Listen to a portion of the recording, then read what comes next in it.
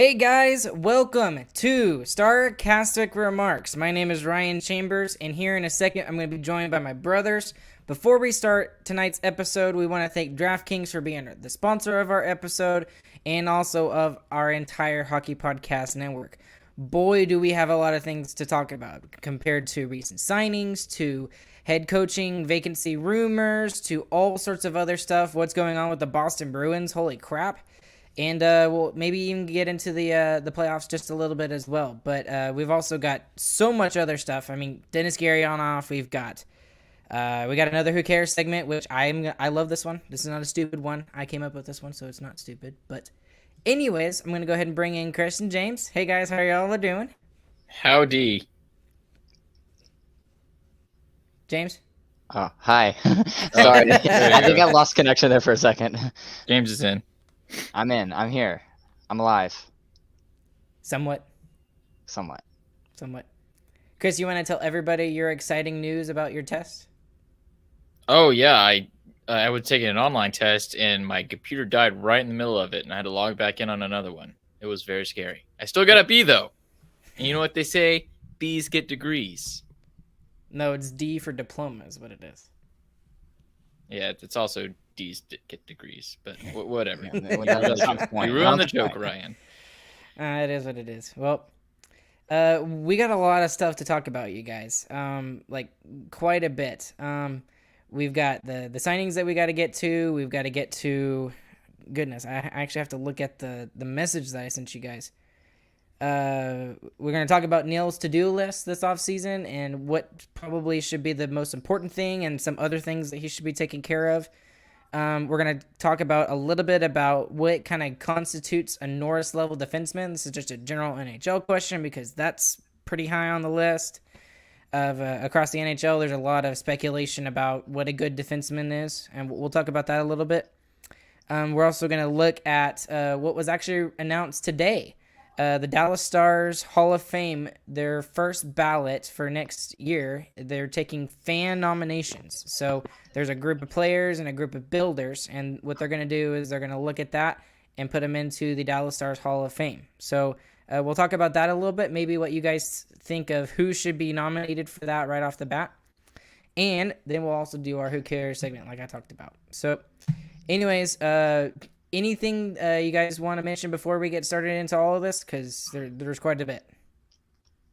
No, I mean, I think we're going to get to everything that I want to talk about. I'm very excited to hear y'all's thoughts on Garrionoff. So, right. So let's go ahead and get straight into it with the recent signings that Jim Nill has done. So this is the first thing that he's done this offseason when it comes to anything, really. This is the first steps he's made in the offseason.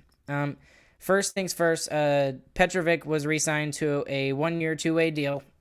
You know, good depth move if, the Stars defense somehow gets completely obliterated. He's a good depth move, mostly played with the Texas Stars this season. And then we had a interesting move. They signed a Czechia forward who had a really good world championship. He's a former third-round pick of the Edmonton Oilers, 100th overall, Blue Mel. And he got signed to an entry-level deal by Jim Nill there. And then, obviously, the one that just about everybody is talking about when it comes to Stars fandom is the signing of Dennis Garrionoff with his 1 year, which is very good for both ways, in my opinion, and $2.9 million going that way. So, give me y'all's thoughts about, let's just put out Blumel and Petrovic first, since those are kind of things that we don't really need to talk about as much. yeah, I mean, they're fine. They're solid signings for players who might be good in the future. The forward from Czechia is a very interesting one. I'm kind of intrigued by that, and I wonder what he saw in him that decided that he was worth a contract. But who knows? We'll see. That's kind of what I thought about that contract too. Is like, you just what'd you see at the World Championship that made you think, hey, let's go get that guy? Yeah, it was really just like, huh? Okay. Yeah, I thought it was very weird, but well, hey, I mean, it's just an entry-level deal. I mean, if he doesn't work out, he doesn't work out. And if he somehow turns into, like a good second, third line guy, maybe in a couple of years, then that's great too. So, I mean, who knows? So we'll see how all that goes with both of those guys. But, really early moves by Jim Nill here. Let's go ahead and get into the meat and potatoes of this segment in all reality, though, which is the signing of Denis Gurianov. What does this signing tell you indirectly? Because it tells me a lot of things. And that 2.9 is the minimum qualifying offer that we could have given him. So that's the lowest amount of money we could have given him, and we only gave him 1 year as well. So what that says to me is this is kind of his last chance, that if he can either produce or be gone pretty much. So yeah. And I think that's the vibes that everyone is getting right now, is like it's not a question. It's he's gonna do good this year under a new coach, or he's not good. Yeah. And I think I like the decision overall, because Gurianov is still, like, when you look at the plays he can make and the abilities that he's shown, he has all the tools to be a high-powered scorer in the NHL. Not just forward, like a true goal scorer. And it just hasn't panned out. So giving him one last chance here with still, 2.9, Fox is getting paid more than that. So yeah. It's still a pretty team-friendly contract for the potential that he has. I hope he lives up to it, and I hope it's just a coaching thing, but we'll see. And that was one thing. I went back and looked at, so his best year where he led the Stars in goal scoring, right, was 2019, right? If I'm not mistaken. I'm pretty sure it's 2019. I think it was. 18-19, I think, yeah. And then the 2020 season was the shortened season, and where we switched over to bonus. And since that season, he hasn't looked anywhere near the 2019 season. So, it truly can be coaching, and at least from his stats, that's what it looks like. And now he gets the chance to prove if it's just the style that he's in. Yeah. What do you think, Ryan? What are your opinions on the signing? Someone actually asked what I care about? Wow. I didn't. I know. Oh, thanks, James. I appreciate you too. Whatever. Anyways, I'm almost in agreement with you, Chris, on just about everything. This is totally a prove me contract. And I think it's great for both ways, honestly, because Denis knows that he hasn't been very good the past couple of seasons, and he hasn't produced to the level that we need him to, or that he's expected to, or that he probably expects from himself. And it's just a 1-year deal. So again, it does take a little bit of cap space from you to re-sign other guys, but you kind of knew that was going to have to happen if you were going to re-sign Gurianov anyways. He signed for the least amount of money that you could possibly give him as an RFA, right now. They could have waited till, after July 1st and signed him for more, but then there's that chance that, someone swoops in and gives him $3.5 million or something like that. Which they wouldn't. So, which they probably wouldn't, but you'd never know. Kotkaniemi got $6 million from the Carolina Hurricanes, and he has not been very good for Carolina. So that's just me, but I really, really am expecting a bounce back season from him, and maybe that's just me being the optimistic fan that I am, but I want to ask this question of you two, because I asked this of Hockey Twitter and Stars Twitter, and there was a lot of interesting ideas. But with Denis Gurianov, what is the expectation, or what is the least that you expect from him with this $2.9 million cap hit? Because I was kind of thinking that a lot of Stars fans would say, 10 to 15 goals, and that would be acceptable. But that wasn't the case from a lot of Stars fans. A lot of Stars fans were saying it's got to be 20 plus in order for him to live up to that $2.9 million. What do y'all think? And that's what I was going to say, is he has to be 20 plus goals. I don't really care about assists, because that's not kind of his game style. He's built to score. So I care that he gets 20 or more goals. And the reason for that is that he is a defensive liability. So he's not a great two-way forward. He is all downhill. He only plays in the offensive zone. He goes and scores goals. Mm-hmm. So if he can make 20 or more goals, I think that makes up for it enough for it to be worth it. Yeah. So. And you said what? How many goals, Ryan? 20 plus. How many were you thinking was fine? Oh, I was expecting 25 plus, but I was expecting people to say 10 to 15 because the expectations are so low. But apparently Stars fans are still high on him. Well, to be fair, he still scored 11 goals this season, and we consider that a complete flop. Yeah, So a total failure. yeah. I mean, we're looking at that 2019 season where he had like 20 plus goals. That's what we want from him. That's when we signed him, and that's what we were expecting from him. We're expecting him to be a second line goal scorer. Yeah, and 20 plus gets you at you're a fine second line player, and I think that's where he has to be. Yeah, agreed. And I there's one particular instance where I want to see Gurianov more. And can y'all think of where I want to see him more on?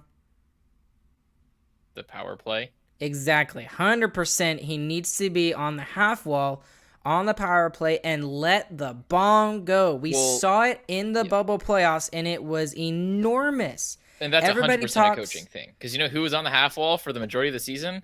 Miro Heiskanen. Yeah. Right. An idiotic decision. And it happened almost the entire season. It's stupid. I don't think it's idiotic because Miro's got a good shot. How does he does not score with one-timers? I don't think he's even scored one-timer this year. While he was on the half wall for probably half the power plays that he was on the ice for. And that's fair too. But no. Anyways, back to Gurianov, which is what we're talking about here. But like, I mean, someone needs to let it go. Whoever comes in, Barry Trotz, Pete DeBoer, Mark Savard, whoever needs to come in, throw him on that spot and say, it's okay for you to make mistakes. Because I think one of the problems with Rick Bowness is that, especially with Dennis Gurianov, Dennis Gurianov was afraid to make mistakes because he knew if he made mistakes that he would not get any ice time, and Rick Bowness would scratch his butt. Yeah, exactly. So whoever it is, I'm not saying you have to give him just full reign. I still think you need to have him on a leash, but you need to tell him that it's okay to make mistakes sometimes. So, and that is one instance where he needs to be overutilized, is on the power play, because that's where he's strong at. We all talk about that goal in the Vegas series where he ended Vegas' season, and it was like a 102 mile an hour shot. Yeah. It was, and we haven't seen that. We have not seen that shot since. Yeah. We never saw it. We didn't see it this season. We didn't see it last season. So that's got to come back. And I think with a new coach, and we'll get into this here in a second, but with a new coach, I think that's going to help a ton. Yeah. And I feel bad getting too excited about what a new coach could bring in a situation like that. But like, the more I talk about it, it's hard to not feel like that could change so much. Because like, you see all the players that regressed offensively as soon as we started, not even just Bones, I'll say even to Monty, or even back to Hitchcock, because Hitchcock started, hey, we're going to play a solid lockdown defensive game. Monty comes in, he kind of just keeps that ball rolling, and then Bones is like Hitchcock plus. so we after the Lindy Ruff era, it was just a total flip-flop, and there's just no middle ground, and that's something that Sagan said in his like exit interview for the season, is that we haven't found a solid middle ground when we really should. Like, we have offensive players, we have defensive players, we have two-way players. We should be really solid in both areas. I feel like a new coach could kind of bring the best of both worlds. So we'll see. What do you think, James? I've kind of like stated this before when we were talking about coaches before, but like, I don't really follow enough coaches or anything else at all to know really anything about it.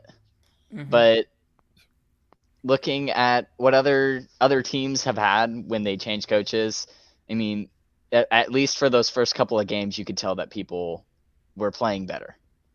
And I think the biggest like hope that I get from this season was the coaching change that Montreal took. And then Cole Caulfield, right? Yep. Just started. He turned on as soon as that coach got there. And had he been with that coach the whole season, he probably would have won the Calder Cup. I mean, I have no doubt in my mind. He's going absolutely insane. So seeing that shows me like how much a new coach could help us. but also it's just like there's so much that you're not going to know until the season actually starts. So we're hopeful, and I'm specifically hopeful because of what we've seen recently. But we'll see how it goes. You're cautiously optimistic, right? Yes. There you go. That's a good 2 words to sum up what you just said. Chris, you got anything else to say? Because I think this would be a good segue to go ahead and start talking about head coaches again. Go ahead, segue it. Okay. Segue. Okay, we're gonna go straight into exactly right. Yes.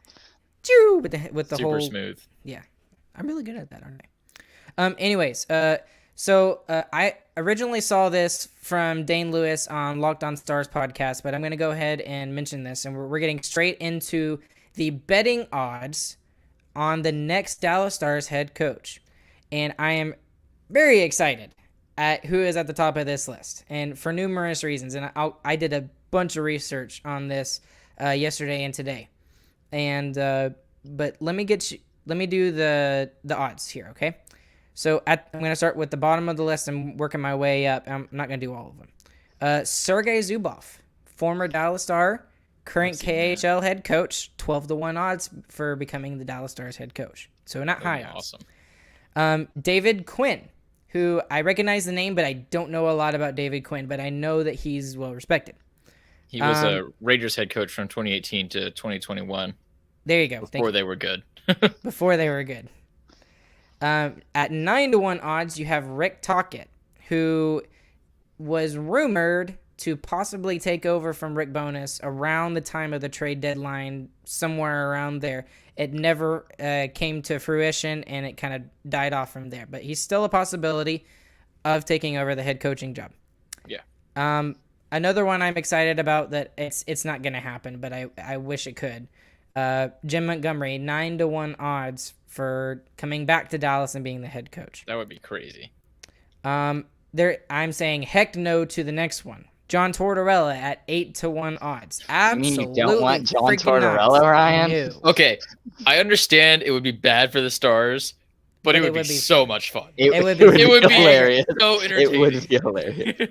He has now on ESPN on their little show that they do for the NHL. He's okay, but he is so much better when he's on the other side, when he's being interviewed, and especially when he's hacked off and PO'd about a game. Some crazy statements on ESPN. He makes insane statements, like about the Ducks 2 players. I can't remember their names right now. Please give me 2 names.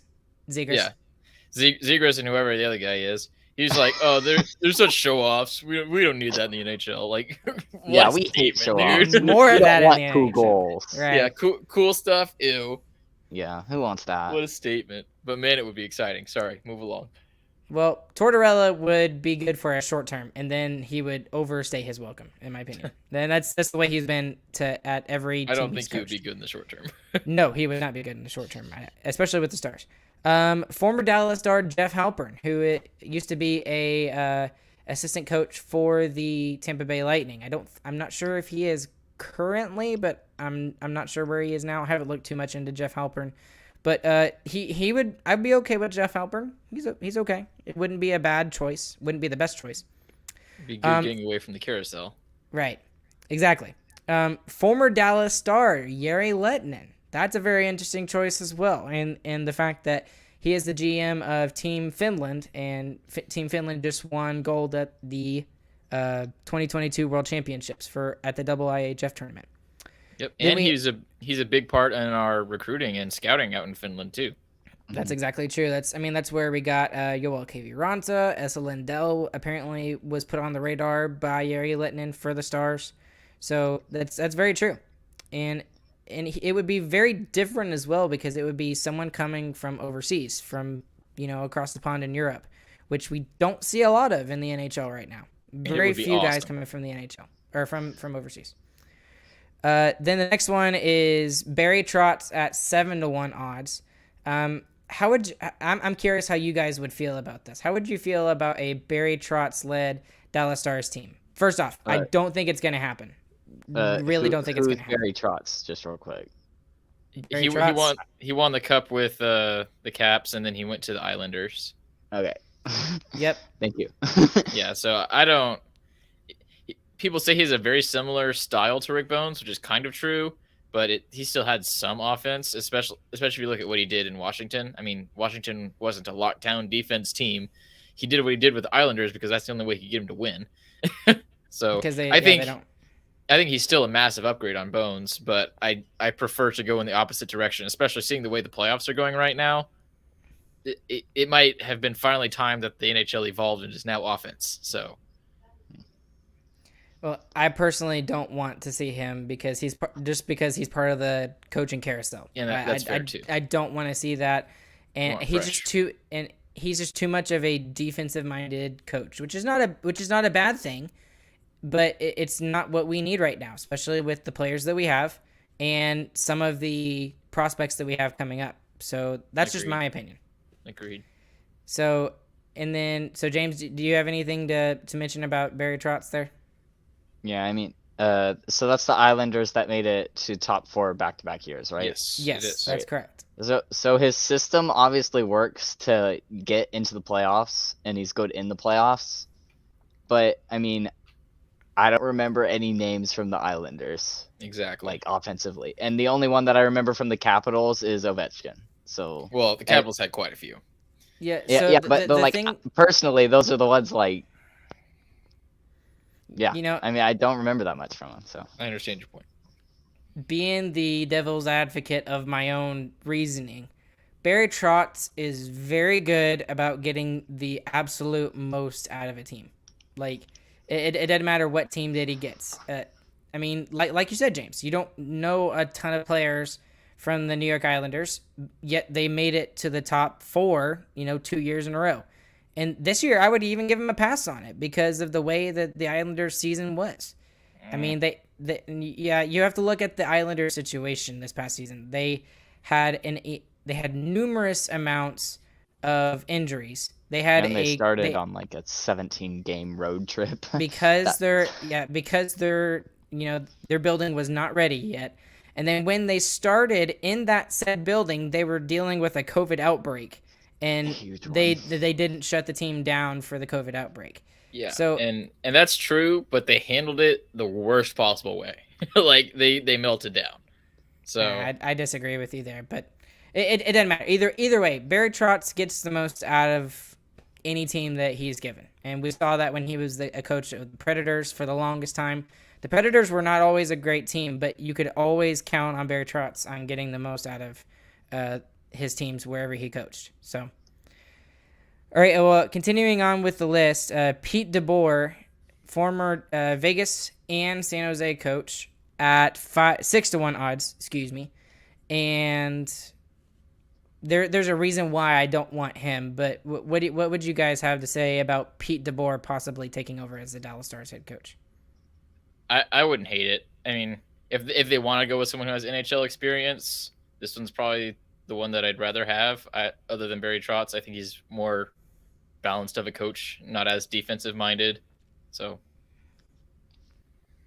Pete DeBoer was the Bruins head coach, right? The Knights. The Knights. The Knights head coach. The Golden Knights head coach.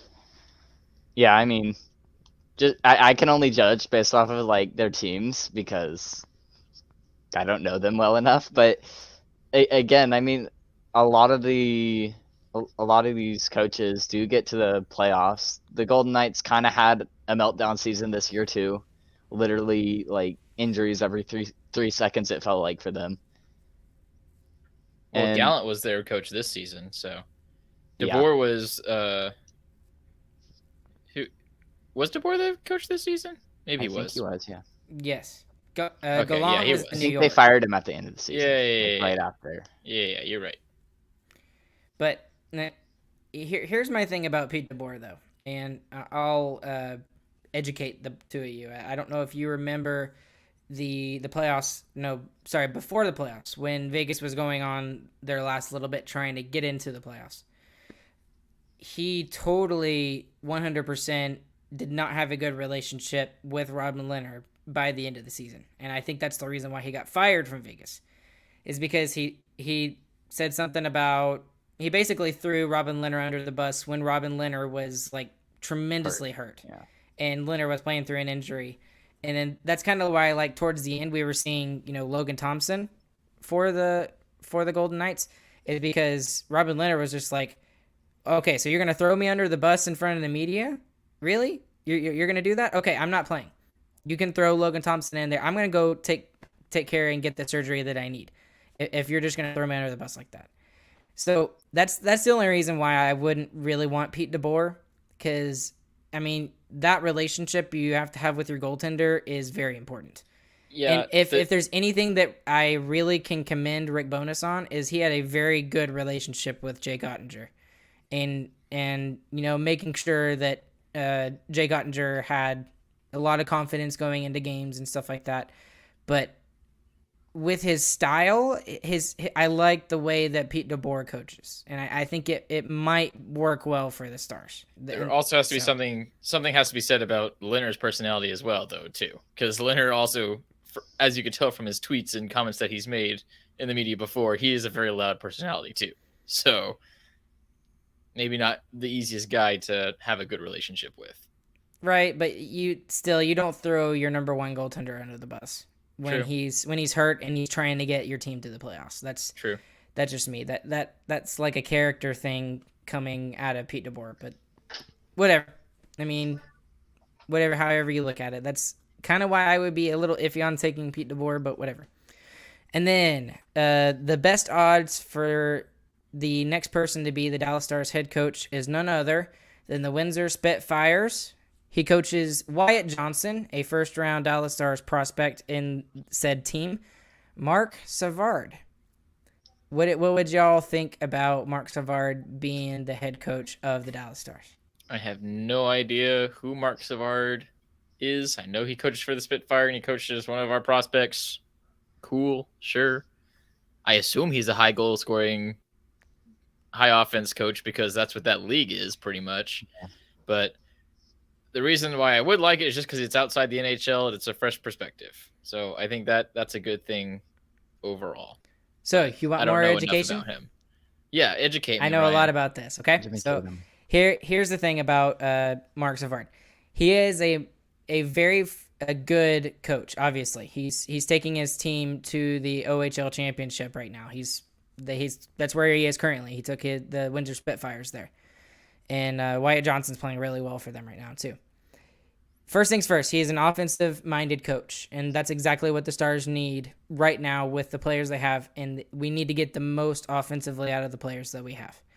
Here's the other thing about all of this stuff. It's really cool, okay? Mark Savard, his career was cut short because of injuries. He went into coaching. He won the Stanley Cup with the Boston Bruins with none other than Mr. Tyler Seguin. So when Tyler Seguin won the Stanley Cup in his first 2 seasons, I forget if it's his rookie year or his sophomore year. It was his rookie year. It was so it was his rookie year. So he won it with Mark Savard on that team. You know who else was on that team? Rich Peverly. Rich Peverly is currently the director of player development for the Dallas Stars. Tyler Seguin is obviously a player on the Dallas Stars team right now. No way. There is a lot of connections for Mark Savard to come to the Dallas Stars right now. And I think that gets me really excited because I think he can get the most out of those two guys. Specifically, I'm talking about Seguin and Ben. We got to have more offense out of both of those guys. But he's proven himself in the OHL that he can develop young guys, which is exactly another checkbox that the Stars need. And also that we're going to have players that are coming up from those junior leagues that I'm sure at least 1 or 2 are going to be playing on the team this season. So, yeah, fair. That's good research, Ryan. I like it. Makes sense to me. Right. And I'm also not done. I got a little bit more with it too. So, obviously, he's a former Boston Bruins player, right? Mm-hmm. What just happened with the Boston Bruins recently? Cassidy's donezo. Cassidy was fired as the head coach. So there's a lot of speculation that he could return to Boston and be the coach for the Boston Bruins. Now, when I first thought about that, I was kind of like, yeah, that kind of makes some sense. But then I thought even further, and there's a lot of reasons not to go to Boston right now. Because Boston is on the decline. I mean, I don't see how they make the playoffs next season. And they've got like half of their starting defensemen, half of their top 6 defensemen are not going to be on the team to start the season because of injuries. Marchand is going to be out to start because he's hurt as well. And then Bergeron is considering retiring. And then Pasta is considering changing teams because he didn't like that Cassidy got fired. I'm That's not on the sure. rumor mill today. I'm not so sure about that. I mean, he could be, but I just don't see it. But, I mean, if I'm Marc Savard and I'm looking to further my career, I don't want to go to Boston. As much as I love the team and the fact I played for them and stuff like that, that's not a good situation to put yourself in. When you look at the Stars are a team that is in the middle of the league. They're literally a mediocre team with promise of being pushed forward, being in the top 10 if you can push the right buttons. And they've got all the young guys that you could possibly want and you know, coming forward and stuff. You've got veterans who you've played with previously. You've got connections to the Dallas Stars because you're oh my goodness, I lost my train of thought there. Players you're from coaching, Boston are there. Well, yeah, Wyatt Johnston, because you're coaching Wyatt Johnston right now. So he's got all these connections to the Stars. Plus, this seems to be like a good situation for him for his coaching career. Yeah. To make a long story short, it seems like Dallas is a much better opportunity than Boston is right now. Right. So, which I agree with. And that's just complete pure speculation from me looking at all the intangibles when it comes to Dallas and Boston. Makes sense. I agree with you, Ryan. Your research is impeccable on this one. Yeah, I did a lot of research. A+. You can't peck it. You can't peck it. Not once. Can't peck it. See, Chris, you got a B. I got an A+. Loser. I'll take a B. Anyways. Anything else we need to talk about with Stars head coaching stuff? Who do you want? It sounds like you want Savard, Ryan. Is that correct? I am dead set, head over heels for Marc Savard right now. Got and it now, if it's not Marc Savard, I don't even want to look past that because I really want Marc Savard that bad. I want Leitnin. You want Leitnin? That would be awesome. I wouldn't mind. So cool. I would not mind Leitnin. I would not mind Jeff Halpern, Jim Montgomery. I wouldn't even mind Rick Tocchet because I think Rick Tocchet kind of was given a bad hand with the Arizona Coyotes. So I think he's a better coach than his record says. I don't want Rick Tocchet because like that's exactly what people said about Rick Bones too. It's like, oh, well, he coached bad teams. Like, okay, your record sucks though. Like, come on. If you were good, you would win. Bonus was at multiple different teams. He had a chance to coach multiple different teams as a head coach. But I like Jari Lehtinen because, first of all, the whole Finnish thing, like, we are the Finnish hockey team in the NHL. And, like, if we have Jari Lehtinen as our coach, like, that just compounds. We'll be Team Finland for the NHL. I'm fine with it. You know, another name that is not, well, two names that are not dropped on here, actually. First off is Bruce Cassidy. Which is new. Which, I mean, and I think they even included it in the odds here. He's just not in the top part of this list. But I don't want Bruce Cassidy. And there's a specific reason why. But let me get y'all's thoughts on Bruce Cassidy. And, you know, do you think he might be an okay fit for the Stars? What do you think? I have the same opinion as I have for Pete DeBoer, kind of. Like, yeah, it'd be fine. It'd be the safe thing to do. But I don't want to do the safe thing. James, do you know enough about Bruce Cassidy to form an opinion? Not really, no. Not really? I don't know enough about any of these dudes, right, man. Y'all keep throwing out names. I'm like, okay, who's that? And who's that? And who's that? Jari Lehtinen? Oh, I know that one. I knew that one. You're like Captain America in the first Avengers film, and he's like, I get that reference. Yes. But exactly. But I don't know much about Bruce Cassidy either, other than the fact that his winning percentage for the seasons he was in Boston, they were all over 600%, or very high. 60%, 600%. That would be insane. But 60%. But the one thing that worries me is an article that came out actually today in the fact that Don Sweeney fired him because the players didn't seem to be responding to him, and that the message that Bruce Cassidy was trying to get was getting to some of the players, and not a positive way. So that kind of scares me a little bit. I mean, where there's smoke, there's going to be some fire, right? If that makes any sense. That may or may not be true, but there's at least some truth to it, if you ask me. I don't know. I feel that sounds like a real bullcrap answer. Like, oh, they just weren't responding. Like, okay. But it just doesn't make any sense why Boston Bruin would fire their head coach unless they were looking to rebuild.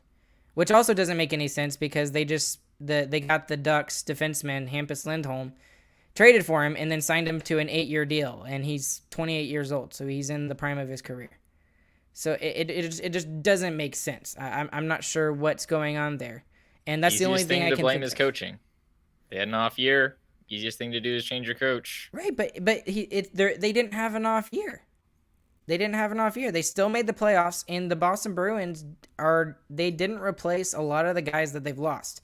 Tuukka Rask, gone. Zdeno Chara, they never really replaced it, like good Zdeno Chara. They never really replaced him. Same thing with David Krejci, their second-line center who went home to the Czech Republic this past season. So they just didn't replace any of those guys, and they've just kind of been trying to stay afloat to say they're a playoff / Stanley Cup contender. And I don't think it was Bruce Cassidy's fault, so I'm just shocked that he got fired. That's just me. But whatever. So... And then the other name that a lot of Stars fans actually really want is current St. Louis assistant coach, the OG Otter, Steve Ott. What would y'all think about somebody like Steve Ott? He doesn't show up in the odds here as the next Dallas Stars head coach, but what do y'all think? This one is pretty out there, kind of like Yuri Leitnin, but similarly, I think it would be epic. I would love it. Just because he was a fan favorite when he was a player. And I'm sure he's learning a lot from Craig Berube, who won the Stanley Cup back in 2019. So there's some Stanley Cup pedigree to his name right there.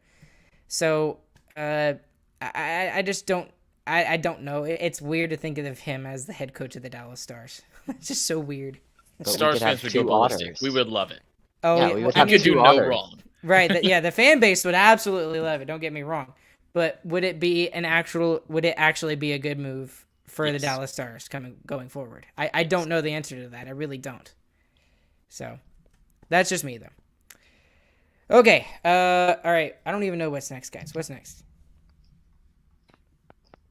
We don't have it pulled up, bro. Oh, come on. Up next, we're in full off-season mode, man. Our brains are turned off. Full off-season. Right. All right. Okay, here we go. Nill's to-do list. Okay.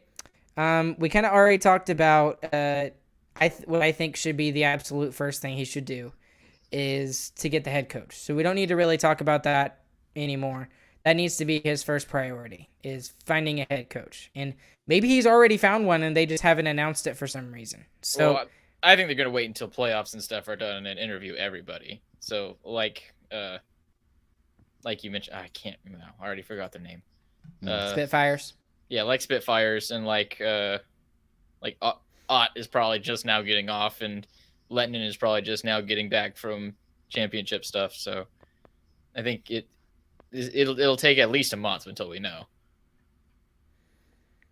So after that, what would y'all's biggest things be on your to-do list if you're Jim Nill? What's the most important thing to take care of after finding that head coach? The most important thing is to re-sign your core. So that's to re-sign the Robo and re-sign the Otter. After that, I honestly think the most important thing for him to do is to not do too much. And like we've talked about this entire offseason so far, we want the young guys to fill those spots. We'll see how much money we have left over after everyone is signed. Maybe we can go out and get a second line forward, but other than that, I don't think I want anything else. Like, I want those young guys. I want those spots to be open. I want our young guys playing. That I'm kind of just on the same page as you right now, Chris. I mean, if we go out and we sign, realistically, like our fourth line is kind of like wide open right now. I mean, really anyone could play on it. I mean, you got Glenn Denning who's going to play on that fourth line, and Foxa, right? And that's going to be more of the checking line, which might end up being the third line instead. But like, you got one full line open, and last year we just filled that all with veteran presence. So, yeah. And I think it's worth it to leave that open and get some. Because if you fill that with veterans, you know what you're getting. You're getting solid defense player you can play every night. With the rookie guys, you're getting the chance of having a crazy goal scorer like Robo come in, or like Hintz, or like Guryanov when he first started. So let's give us that opportunity, because we're not going to be a championship team without that. If we go out and hire the exact same veterans like we did, we're going to be in the exact same place next year. We're going to be bubble team, trying to scrape by, and we're done with that. Here's it. I'm in agreement with you that you got to sign Robertson and you got to re-sign Otter. That's got to be, priority number one. You got to show them that you care about them and that, you want them to be a part of this core of this team. And I was actually asked the question on another podcast this past week is, how much longer does the Jamie Benn, Tyler Seguin core have? And I kind of answered the question with, they're already done. There's already another core here. Core anymore. Yeah, that's exactly what I said. Is they're not the core anymore. You got the young guys now. So you got to take care of those guys and make sure that they get paid, for what they deserve. Robertson because of his regular season, Otter because of his performance in the playoffs. For those two reasons only. But let me ask you this question, because there was I think over here someone said, Eric, good friend of the show and loyal listener of the show. He says, sign a scorer. So after Robertson and Otter are signed, with whatever money we have left, if we have any, he's saying sign a top six scorer. And that's what I'm saying. If you can afford someone who is definitely, without a doubt, a top six scorer, absolutely do it. But we might not have enough money to do that, is the thing I'm thinking of. And if we have enough money to go buy another Raffle, then I don't want to do it. I'd save the money, is what I'm saying. And also Ardell coming in and saying that some of our rookies this year are not going to be AHL eligible, meaning that either they have to go to the juniors or the NHL level. I think that's all three of our big junior players fall under that umbrella. I think it's just Johnson and Steak Oven. No, it's all three. I think it's Bork. And the reason why they do that is the CHL, which is the governing body of the Canadian Major Junior Leagues, has a deal set forth with the NHL that if the player does not play in the NHL, then the player is returned to their CHL team. And that's just so that the CHL can keep their superstars and they can market those guys and they have a relevant league, which makes total sense. Yeah. So you'll hear this term kind of put out a lot, which is a 10-game tryout. If they get to the 10th game, then they're in the NHL. Just flat out like that. That's the deal. So you can play all three of those guys for 9 games, and then you can make a decision from there at the absolute latest. And that's what you can do if you want to try them out. Now, and Ardell is 100% right that they're not going to be in the AHL next season. There's no way that they can. I think next season, Wyatt Johnson for sure can be in the AHL. But we don't want that anyway, though. We don't want that anyway, right? We want these guys to be in like right now. So that's just me. But in any way, I don't want to sign a free agent at all. But if you had to sign a free agent for a scorer that might work for the Stars, can y'all think of anybody off the top of your head that might work? I haven't even looked at free agency right now. Not on the radar. Right. So I've got potential UFAs for next season, and I sorted them by the highest goal scorers because that's obviously what we need, right? Okay.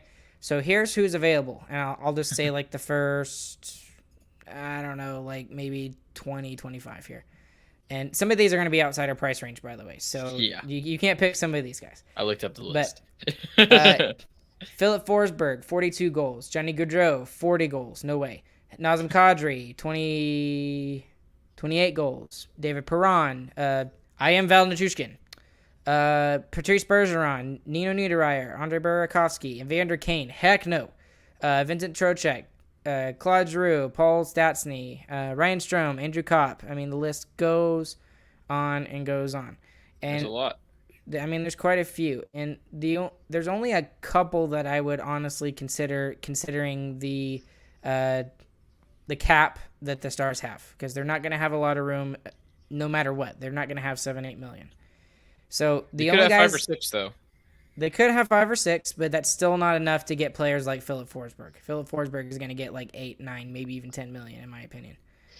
But you could probably get a guy like maybe Vincent Trocheck. Maybe like a Andrew Kopp. Andrew Kopp has been really good for the Rangers in the playoffs. But what really intrigues me is guys like Frank Vetrano and Mason Marchment. So guys that were on really high level offenses this past season, and they did okay, and they wouldn't cost very much money. My question for you on that one is: does that inflate their numbers, and they actually won't score that much, or did they learn how to play on a high potency offense? Is kind of that's the big question on guys like that. And that's exactly what I was thinking as well. And depending on the price, maybe that's a risk you take if they're only going to cost you $2.5 million. But I don't know. So those are two guys in my opinion that I might look at them. I'd be like, you know what? Let's hear it. Let's see it. So yeah, I don't know. I won't hate it as long as they have more than 10 goals. Yeah, I mean, 15 goals would be good for us as well. But anyways, one other player we haven't talked about that should get consideration for the top 6 is Jacob Peterson. I mean, I believe that's another guy that could totally benefit from an offensive. I'm lumping him. He was kind of on the Stars this year, yes, but I am lumping him back in with all of our prospects that we have, and that's why this offseason, even though he played a majority of the time in the NHL this season, when he did play, his minutes were crazy reduced. So yes, I'm still lumping him in with the prospects, and I'm saying those guys are just going to fight for spots. So I'm not even saying he still had 16 goals. Yeah, he had 16 goals with minimized minutes, like you said.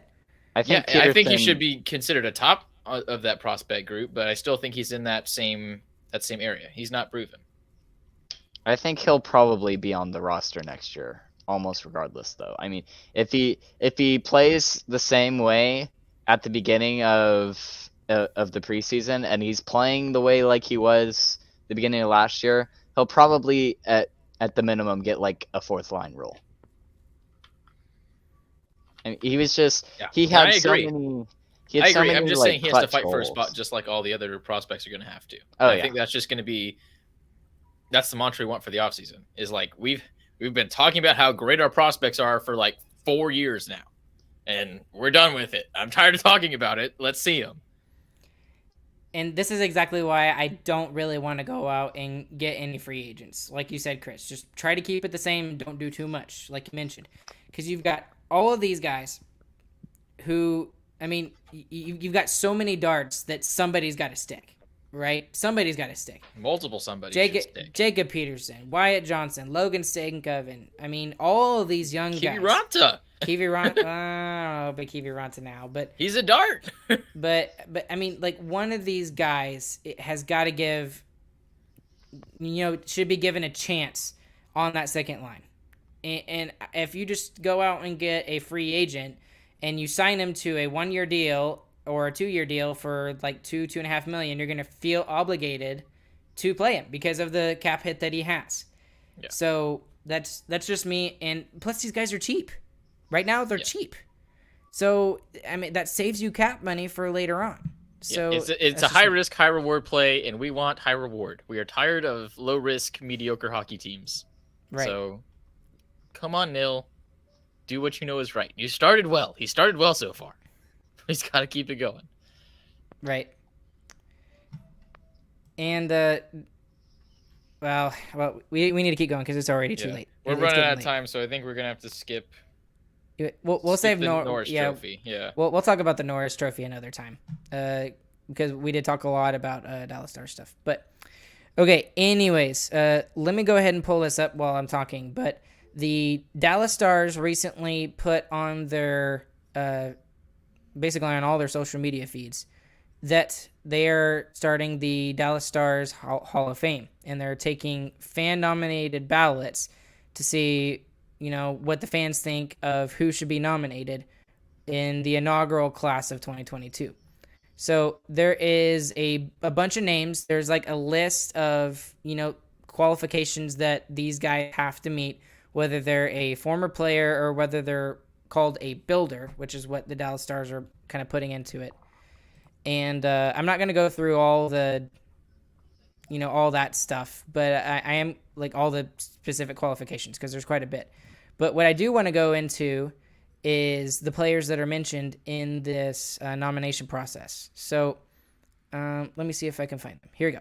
Okay, so I'm just going to go through, and there's a list of about 25 to 30, and I want you guys to pick maybe like your top 2, maybe top 3, maybe 4 if you can't, pick one, of players who you think should make the inaugural class of 2022. And remember, they're only taking one player and one builder in the inaugural class. So it's not like it's like Wowza. 4 or 5 guys. So it's just one every single year. But here's the guys. Stu Barnes, Ed Belfour, Philip Boucher, Guy Carbonneau, Sean Chambers, Shane Churla, Ulf Dahlin, Trevor Daley, Vern Fiddler, Dave Gagne, Nicholas Grossman. I used to love Nicholas Grossman. Darian Hatcher, Benoit Hogue, Tony Hurak, who I actually don't know. I need to look more into him. Brett Hall, Mike Keane, Jamie Lingenbrenner, Kari Lettinen, Doug Lister, Craig Legwood, Brad Lukowicz, Grant Marshall, Richard Matvichuk, goodness, Brendan Morrow, Joe Neuendijk, Steve Ott, Derek Plante, David Reed, Mike Ribeiro, Stefan Robidaw, what a great guy he was, Brett Severin, John Sim, Brian Scruglin, Blake Sloan, Daryl Sador, Mark Tenorti, Marty Turco, Roman Turek, and Pat Verbeek. So in the Hall of Fame, we're not going to be putting people who have their numbers retired. Well, they're technically already part of the Dallas Stars Hall of Fame. Okay.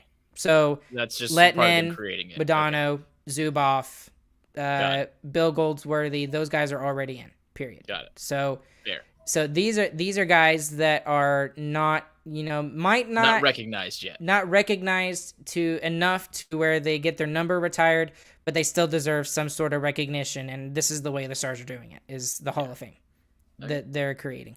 So any names that stick out to you guys in who you think should be in part of the inaugural class? Darian Hatcher, first of all. I mean, the captain of the Stars Stanley Cup winning team. Lots of people think his number should be retired and should have been. I don't know enough, but I think he's definitely should be the first overall guy, because just the way that he exemplified the rest of the 99 team, and the way that they fought and the way that they battled every night, I just think that would be a great first nominee into the Hall of Fame and started off on the right foot. Much better than a guy like Kari Lettinen. Tough. I don't even know like most of the people that Ryan just said, but when Ryan said Hatcher, I knew that was a really big player. So yeah, I don't know Hatcher from literally anything else because he's not recognized by anything else, and I still recognized his name. So yeah, exactly. Even James, the uneducated one, knows it. The uneducated one. There's a couple of names on here that I don't even know who they are. Now I'm the old one of the three of us, so I know almost all of these names. But like Doug Lister, I need to look into that. I have no idea who that is. I mentioned Tony Hurak. I don't know who that is. I don't even know if I'm saying his name right. Who else? I know who that is. Yeah, Derek Plante. And those are fine people to add eventually, maybe. But when you're starting something off, I think getting it on the right foot is very important. So somebody like Hatcher should be one of the first people in. Someone who's a classic guy that classic Stars fans know and would just start it off with the utmost respect. Anybody else on this list who you would consider maybe? I'll tell you one other name that I recognized. Okay. Trevor Daley. Trevor Daley. It's the only other one that I really recognized that well. I mean, besides, Brendan like, Morrow's, obviously the ones that were retired. Brendan Morrow's another good one, but just the level of success. I mean, he's actually really similar to Hatcher in my opinion. Like, just played his heart out every single night. But Hatcher was one who had the success and cemented it in the league. So it has to be Hatcher. Belfour's a good one. Turco is the same way Morrow is to Hatcher, I feel like. So Turco's a big guy, but Eddie's just the step above on the tower. So I think it's got to be Hatcher. See, I disagree with you. I do. I mean, I really disagree with you. And Who do you think it is? I think there's several players I would put before Who? Before Hatcher. As good as Hatcher was, he was an amazing player for the Dallas Stars. But I'm mostly looking at duration more than anything. Okay? And like how successful they were for a long period of time. Okay? And I think that's one of the things that gets you into the regular Hockey Hall of Fame, right? Okay, give me a name. Marty Turco. Marty Turco would be my choice. But if I had to pick a second guy, Brendan Morrow. So I would You're literally on the opposite of me then. Marty Turco. I would put Y'all are Brendan arguing. Morrow. I know we had that one moment of peace with our last Who Cares That segment. one moment of peace. Yeah. Such beautiful peace. So I would put Marty Turco, Brendan Morrow, and then maybe I would yeah. The next one would be Darian Hatcher, in my opinion. I mean, Darian Hatcher was on the Stars for 10 years straight and was the captain of the team, and started with the Stars as soon as they started in Dallas. I mean, he's a foundation player and won the cup with them as their captain. I don't know. Okay, but who do you think was a bigger influence on the Stars, Hatcher or Morrow? Hatcher. Really? I think you're skewed by your age. You really started watching hockey, and Morrow was the guy, and he was a great captain. I fully agree with you. When Dad is watching hockey, Hatcher was that exact same way, and he won the cup with them and started the Dallas Stars. Like, he was on the North Stars when they moved to Dallas. So yeah. He's like foundation. James is a reason why hockey is so big in Texas already. You should go get Dad like right now and tell him to get his butt over here and figure out this dispute and who's right. Maybe I can get a statement. Who's your favorite son?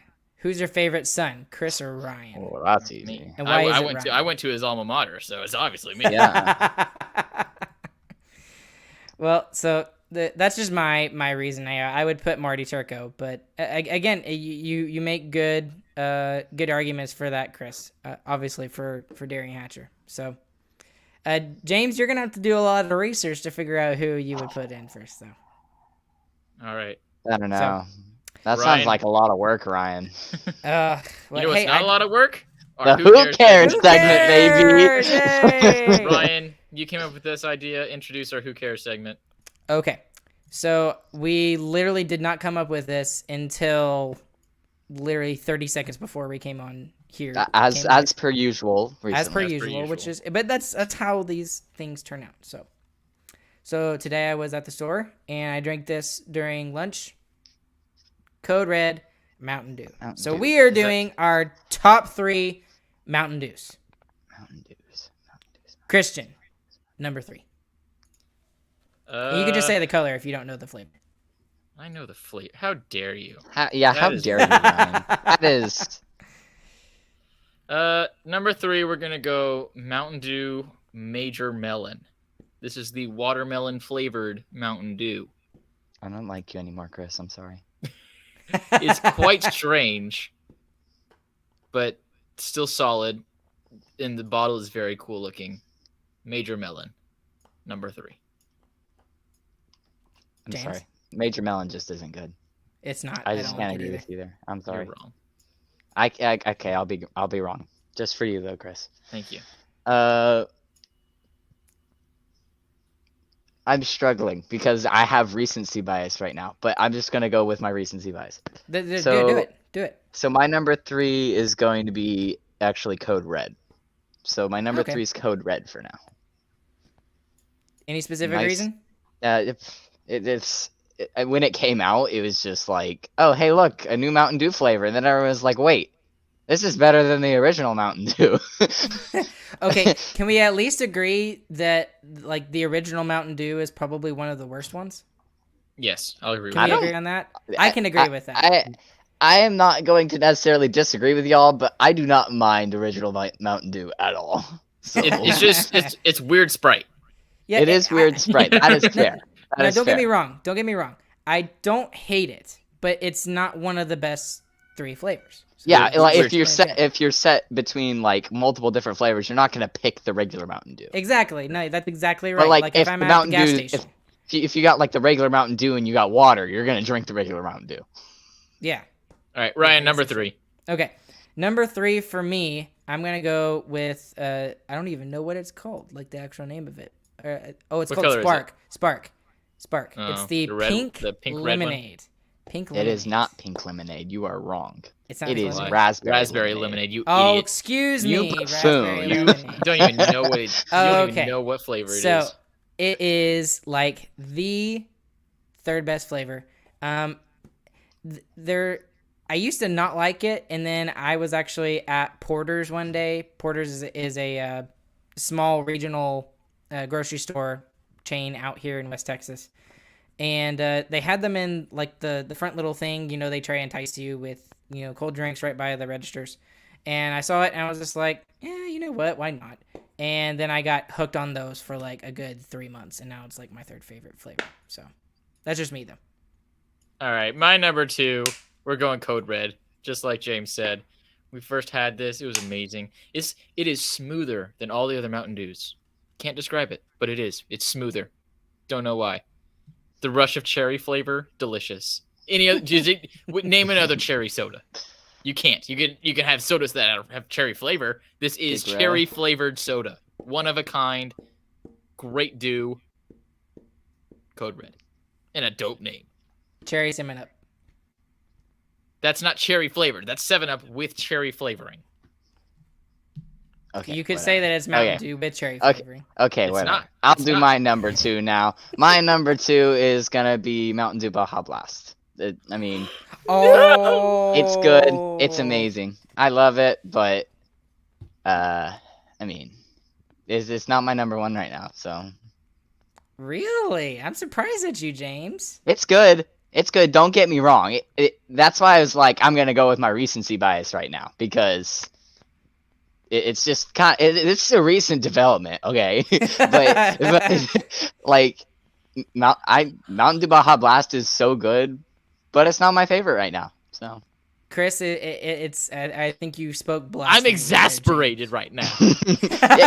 he talk to used me, a you $20 word. you put the stupid watermelon in your top 3. Yeah. You have no room to say anything, Christian. I admitted that it was it's stupid. disgusting. The watermelon It's one is good. disgusting. It's stupid, but it's good.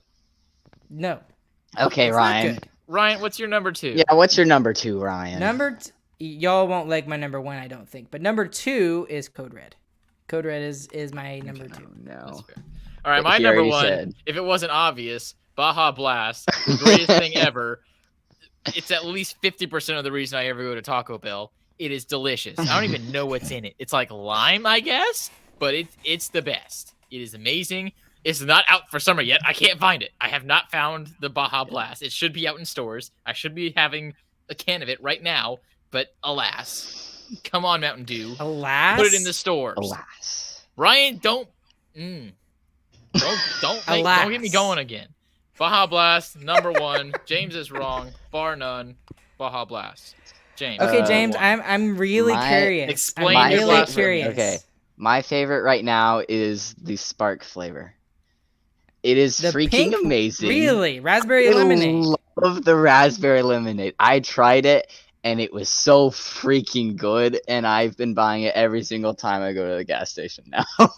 Recency bias really It's does recency a number bias, on baby. James. But it's so freaking good. I love it. Well, I don't have a prop for my number one, but my number one is not Baja Blast. Unlike Baja Chris Blast might isn't in think. your top 3? No, it's not. I know exactly what he's gonna pick. Okay, James, what am I gonna pick then? You're gonna pick the Voltage. stupid voltage flavor. I hate you both. You're right. it's blue raspberry. I love blue Is it raspberry. blue? Anything? Yeah, Yeah, it it is. is. So I love blue. I love Mountain Dew Voltage. It's obviously the blue one. If you Blue can't figure that raspberry, out. citrus, It's really and good. ginseng. Whatever the I heck don't even that know what is. the heck that is, but it's amazing. I love it. It's the best of the Mountain Dews. And I think we were spitting facts over here, but Ardell and Eric do not agree with us and the fact that OG Dew is top 2. Yeah, apparently, according to Ardell. Yeah, they disagree with almost all of our picks, but whatever. Ryan, Baja Blast not being in your top 3 is a crime. Everyone It's in the not a world disagrees with you. crime. Everyone in the No. world. You put a lemonade above you too, James. You put lemonade above Baja Blast. Sorry, I didn't mean to get you in on You, this, James. I I'm sorry apologize. you had melon in your top Bubbly 3. mil- You're Yours just is wrong. worse. I'll accept that. But I Yours still is have Baja worse. Blast above the melon. You have No, a yours lemonade. is worse. Lemonade Baja soda. Blast should be in Ryan's Lemonade top 3, soda. but other than that, That's ridiculous. No. All All right. right. Ardell's spitting facts over here, apparently. Padre Chambers needs to set the record straight. Regular Dew number 1 and Hatcher over Morrow every day, all day. No. Disagree. I don't even think On Dad's both. had another Mountain Dew flavor. Right? Does he even know that there's other Mountain Dew flavors? I'm Maybe sure he not. does. No, at least now he does because he's Hey, hearing us all scream I'm over saying the internet. is that the Spark version has a diet version of it, so The Zero, it's okay. I've had it. I haven't because, had it actually. I just get the normal one. But it's nowhere near as good as the original. But that's just me. All right. So- I'm done. Okay, Chris is done because he Chris completely is disagrees sad. with us. He's depressed because all of us had different lists. And I didn't that put was Baja Blast as my number 1. It's Ridiculous. weird how different our lists were, considering that we all kind of like grew up on the same thing. I Like thought they were going to be the exact same. they were all completely different. I thought all of our top 2s were going to be the same. I guess I'm wrong. Nope. The whole foaming soap thing was too good to be true. It was- Yeah, it was. That we It's had too good unity to be for It was a one one-off. episode. It was a one-off. Unity. Okay, guys, we're gonna call it quits here tonight. Just real quick, we got a lot of things I gotta talk about and announce here. Stars Fan Stories is continuing on over the next course of the couple of weeks. Hopefully, you guys saw my little graphic that I put up over social media. We got lots of guys coming in. Mullet Mike, 2022 Dallas Stars Fan of the Year, actually just recently did an interview with me and Chris. You can go check that out now. We've got lots of other interviews set up. I now have about 9 interviews set up over the course of the offseason. So we got about 2 a week, like I said. So I'm really excited to that's a continue that. lot. I was actually on a bunch of podcasts this week. First off, I was on Grit and Barrett podcast. If you want to go and check that out, I talked about the Dallas Stars and his series of episodes he calls Game Over. And I did that there. And then I also actually did an episode just before church this morning about 5 o'clock with Locked On Stars Dane Lewis. So that should be dropping probably tomorrow, I think. So if you want to go check that out as well, if you like me that much, go for it. If you don't listen to it. So. Crossovers. But anyways, guys, go out and follow us on social media. Do all the reviews. Chris, stop winking. That's weird. We're related to you. No, stop. Especially with the smile. Double wing. Anyways, guys, along with Chris, along with James, my name is Ryan. We will catch you guys on the flip side. We hope you have a good evening, morning, afternoon, whenever you're listening to this. Bye.